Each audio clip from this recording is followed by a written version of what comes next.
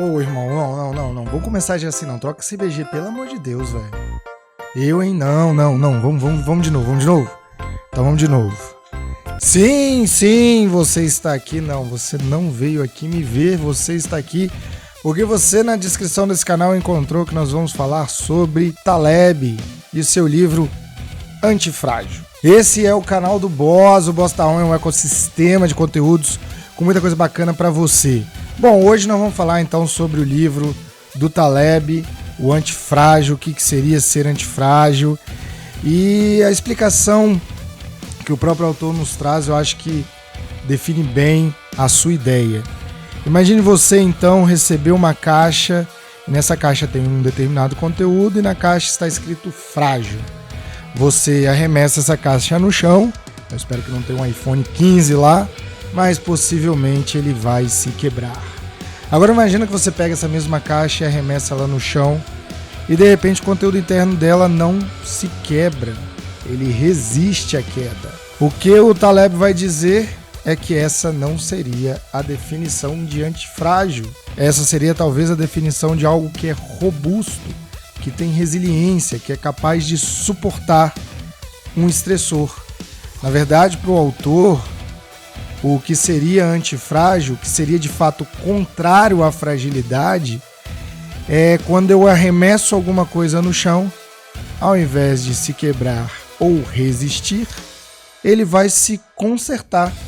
Sim, ele vai melhorar a partir do dano, a partir do estressor. Essa é a lógica do antifragilismo defendido por Taleb. Ele que cunhou o termo antifrágil, ele o fez justamente porque ele não encontrou uma palavra que sustentasse a ideia de que algo, ao se deparar com um determinado dano, melhorasse, se consertasse, saísse melhor. Porque de fato a gente no dia a dia é muito comum a gente encontrar um estressor ou se deparar com uma situação de dano ou prejuízo e a gente ali naquele exercício da resiliência resistir a esse dano. Mas definitivamente o que o autor defende é a nossa capacidade não só de resistir, mas de aprender a partir do contato com esse estressor. Ele vai trazer alguns termos muito interessantes.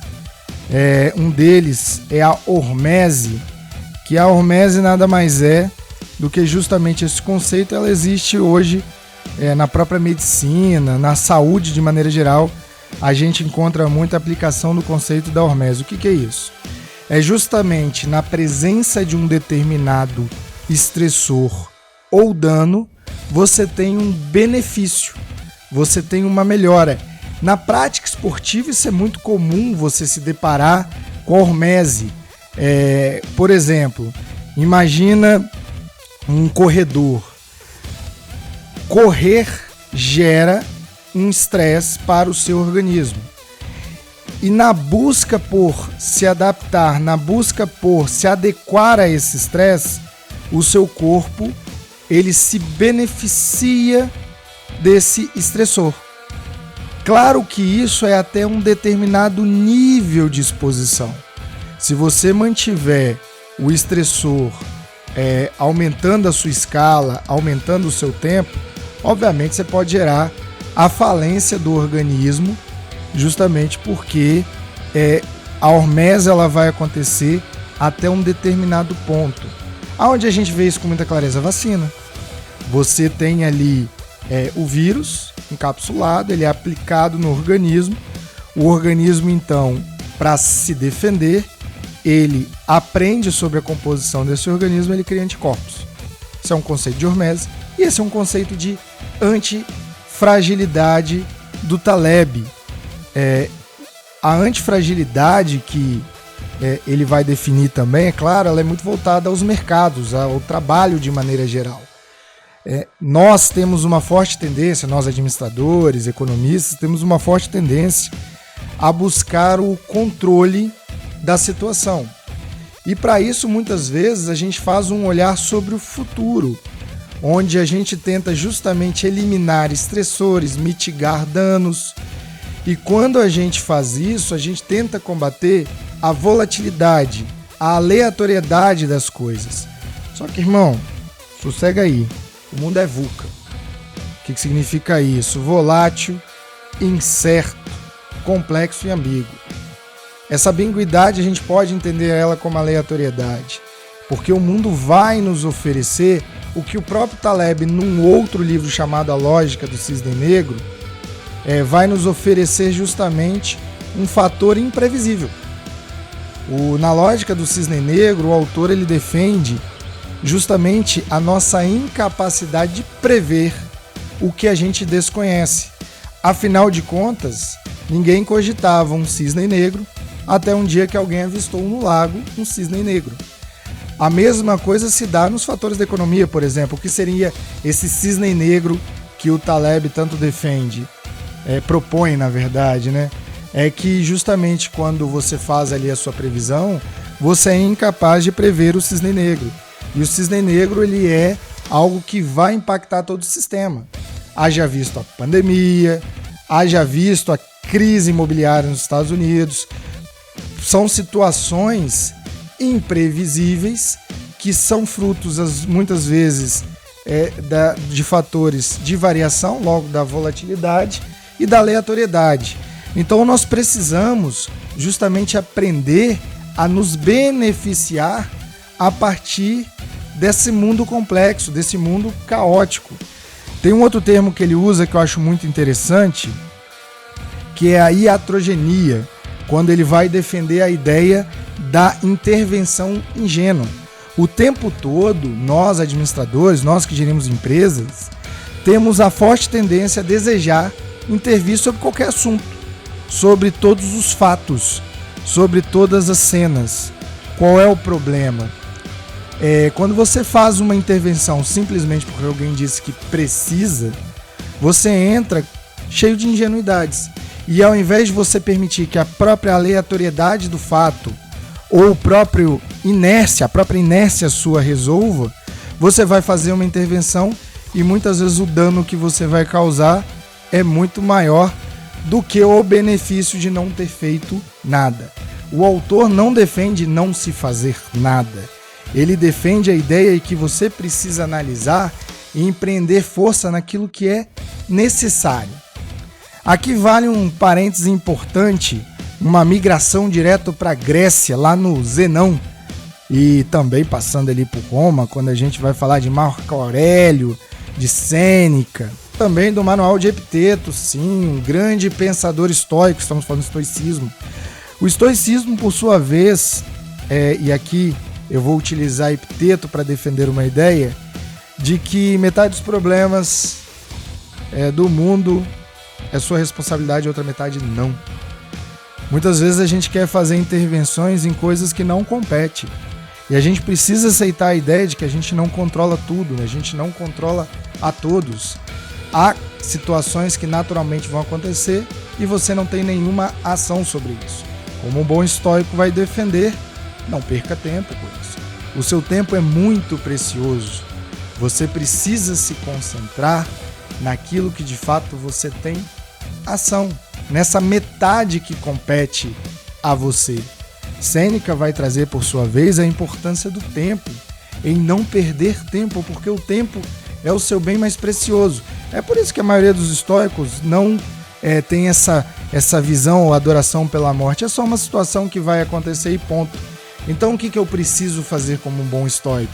Me preocupar com aquilo que acontece nesse intervalo entre o ar que eu respirei pela primeira vez e essa última baforada de vida que você vai dar antes de sucumbir ao eterno silêncio.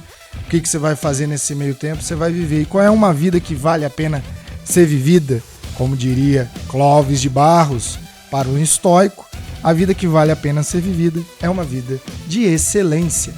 Mas entenda, excelência é um conceito seu. Excelência é um conceito interno. Excelência está baseado naquilo que você é capaz de fazer de melhor, na capacidade que tem de você empreender toda a sua energia, todo o seu esforço. Em outras palavras, excelência é a sua entrega, o quanto você entrega para desenvolver aquela determinada habilidade. aquela determinada competência, aquela determinada ação. Contudo, é preciso entender que o fato de ser excelente não necessariamente implica em ser bom, porque o que é bom é uma ideia coletiva. Então nós aqui entramos em convenção coletiva e determinamos que o resultado esperado, a eficácia esperado, ela é medida por esse fator. Se você não atingiu, não quer dizer que você não fez um trabalho excelente. Talvez você tenha feito. De fato, você empregou toda a sua energia, todo o seu interesse, toda a sua capacidade para chegar lá. Mas não foi suficiente. O seu excelente não é suficiente para atingir o bom. Então, o que todo bom estoico faria? Estudaria mais, buscaria mais conhecimento, buscaria aperfeiçoar essa habilidade a ponto de fato, conseguir atingir o nível de conhecimento necessário para ter essa boa vida. Resumindo, buscaria de fato fazer um trabalho de excelência sem se preocupar com a parte do outro. O que o Taleb nos traz dentro desse contexto da antifragilidade é essa relação de você muitas vezes entender que há aleatoriedade, há um estressor, todo estressor ele contém uma informação, isso é muito importante, e se você ficar murmurando, se lamentando ou tentando controlar o incontrolável, você não vai atingir bons resultados, você não vai atingir excelência. Porque excelência estoica ela está no presenteísmo, está na sua capacidade de focar hoje, está na sua capacidade de enxergar essa realidade que o cerca e fazer uso dela. E não ficar nessa projeção futura hipotética, imaginativa, porque sim, toda projeção futura, toda hipótese, ela é fruto da sua imaginação. Ela deixa de ser hipótese e se torna uma comprovação quando ela de fato atinge a realidade. E a realidade é esse momento presente que a gente está vivendo hoje. Hoje, de fato, o que eu estou tendo hoje, essa relação com você que está me assistindo aqui, ela se dá no seu hoje. Esse vídeo para mim vai ser passado, mas para você no hoje. E ela vai fazer sentido conforme o seu repertório hoje, e é isso que importa. O que importa é o que você fará a partir dessa informação. E não ficar se lamentando pelaquilo que você não controla. E sabendo e reconhecendo que existe a volatilidade, a aleatoriedade e que nem tudo compete uma intervenção e todo estressor ele pode ser benéfico, a exemplo do que a gente citou, a hormese, você tem como obrigação estar atento a isso e aprender com o estressor. Eu tenho um grande amigo que trabalha aqui com a gente no Boss. Ele teve uma situação que eu diria que é o melhor exemplo de ser estoico. Ele foi assaltado. Nossa, qualquer pessoa que tivesse aí um bem apropriado indevidamente por outra pessoa ficaria deveras toda a vida. Mas eu não tenho dúvida que ele não tenha agido intuitivamente, coordenado pela emoção num dado momento. Porque ninguém aqui é super-homem, tá? A gente tem um norte estoico, mas a gente sabe que a gente está sujeito, como Daniel Kahneman nos mostra, ao instinto. A gente é muito mais a intuição. Nós somos muito mais intuitivos do que deliberativo na maior parte do tempo. Então eu não tenho dúvida que em algum momento ele foi sequestrado por essa emoção. Mas como um bom estoico que não demorou muito para ele parar de se envolver nessa trama emocional e se concentrar naquilo que verdadeiramente importava, que era aprender com esse estressor, tirar uma lição, sair melhor. Note que não é resistir, ter resiliência, simplesmente se conformar, porque muita gente confunde o estoicismo com se conformar, com conformismo. Não, de fato existe 50%, existe uma metade que você não controla, mas é competência sua, na sua parte, na sua necessidade em ser excepcional, em ser excelente, compete a você aprender. E todo estressor deixa uma lição. E esse grande amigo, o que ele fez? Ele tirou uma grande lição disso tudo. Ele viu que, de fato, parte do que aconteceu foi o bandido, o ladrão, seja quem for, a pessoa que se apropriou indevidamente do bem dele, e a outra parte era a competência dele que ele sabia que deixar aquele bem no carro não seria o caminho correto. Então, o que ele fez ao invés de se lamentar pelo bem perdido foi entender que ele não tem a opção de não ser excelente, ele não tem a opção de perder tempo sem a devida reflexão, sem o devido pensamento. O automatismo vai nos dominar, mas a gente não pode ser dominado por esse automatismo. Imagina você, como Sêneca nos mostra, que uma vida no qual você é incapaz de recordar. Para pensar aí o que você fez ontem. A partir do momento que você vive esse automatismo constante, você perde a própria vida, porque o fator tempo ele vai continuar ali, contabilizar grão por grão, hora por hora. Ele não vai deixar de seguir o caminho, mas você deixou de ter um lastro, uma memória. E toda vez que a gente simplesmente é intuitivo, automático, a gente perde a oportunidade de aprender. Então entenda, você está diante de um estressor, na visão do Taleb, se esse estressor não é suficiente para levar à falência do organismo, então não tenta mitigar ele não, tenta aprender com ele, tenta tirar benefício, porque isso vai fazer com que, nesse contexto de antifragilidade, você se torna mais forte. Entenda, isso ele fala muito, o Taleb, nós, pessoas, somos frágeis. O sistema, o organismo, nós enquanto comunidade, nós somos antifrágeis. Por quê? Porque a gente tem a capacidade de aprender com o erro do outro. O sujeito sabe que se ferir, ele não cuidar da ferida, ele vem a óbito. Esse corpo que veio a óbito é frágil, mas o sistema aprendeu. Opa, então eu preciso cuidar da ferida. E aí vem você, mais uma vez, num comportamento anti-estoico, se desliga da realidade presente e não entende que a vida do outro também traz lições para que você aprenda a viver melhor. Você se desliga dessa realidade que o cerca, você ignora os estressores e você perde aquilo que é mais belo na vida, que é a oportunidade de aprender algo novo, resistir a algo novo. Então, o que o antifrágil vem nos mostrar, e ele traz muitos exemplos, tem um que eu gostei bastante, de dois irmãos gêmeos, um tinha um emprego CLT, carteira assinada, trabalhava como RH, enquanto o outro era motorista de táxi. Obviamente, o ganho do irmão que trabalhava CLT RH, ele era um ganho regular, ele não sofria variação, não era um ganho volátil quanto do irmão taxista. Contudo, numa relação no qual há uma crise financeira e essa crise se abate sobre os dois, quem seria o mais frágil? Sem dúvida, amigo, é o cara que é CLT, porque de um dia para a noite ele vai ter a perda. A renda dele que não variava vai a zero. Só que aquele irmão que é taxista, que já se acostumou a lidar com a variação, ele sabe como se portar num dia onde a receita dele foi menor, numa semana que foi ruim.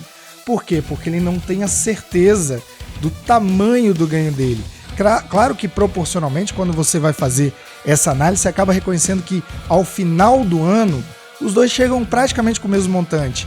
Só que, dado a variação, dado ao fato do irmão taxista, ao longo dos ganhos dele, ele ter aprendido a lidar com essa variação, ele vai ter uma resistência maior a um cenário adverso, que é justamente um cenário volátil, que é aquele irmão que tinha ali regularmente o salário. Então, é sobre isso.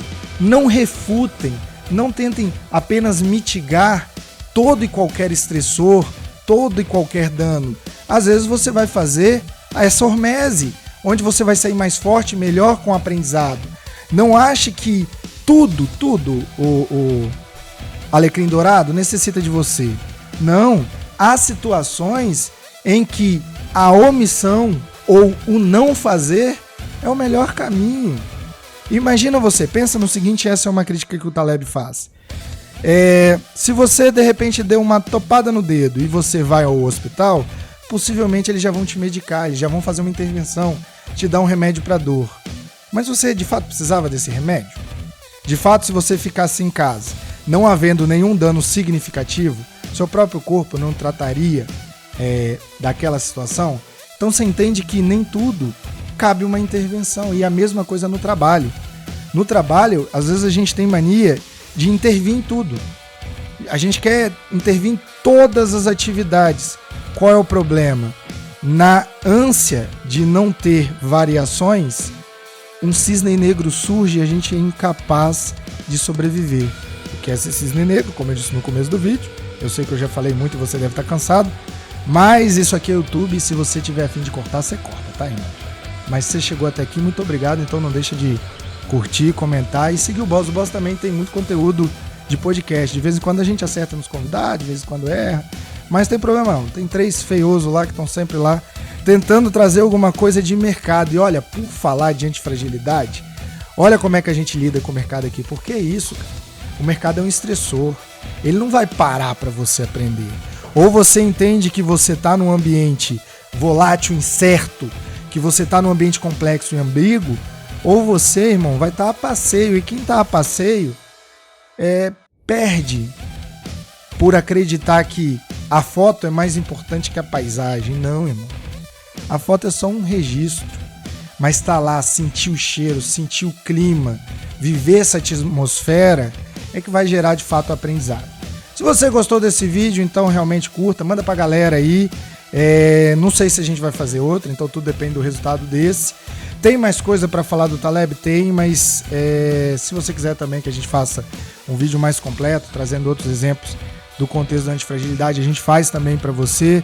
Se quiser também que a gente fale um pouco mais sobre os estoicos, sobre a origem do termo, sobre a origem da escola, a gente também está aqui para fazer. E como a vida pede, nos é competência na expectativa de sermos excelentes, transmitir conhecimento. Porque sim, de fato acreditamos muito no estoicismo dentro do nosso ecossistema, e se o saber é a coisa mais importante, então nesse exato momento eu estou fazendo aquilo que é mais importante, que é compartilhar com você um pouco de saber. E se você não concorda com o que eu falei, tem problema não, escreve aí no chat, porque é legal, porque gera burburinho, a galera vem aí falar um monte. E como um bom estoico, defino esse final da seguinte maneira: sim, dei o meu melhor, eu fiz a minha parte. Agora, a sua parte depende de você. Se você gostou ou não, se você ficou feliz ou não, essa responsabilidade eu não tenho. Valeu, até a próxima, fique com Deus. É antifrágil! E eu falei o quê? Fragilidade? É antifrágil. Isso que dá, velho. A gente fica assistindo vídeo, não quer ler o livro e vem fazer resumo na internet. Da próxima vez eu vou ler o livro, velho. Não dá não.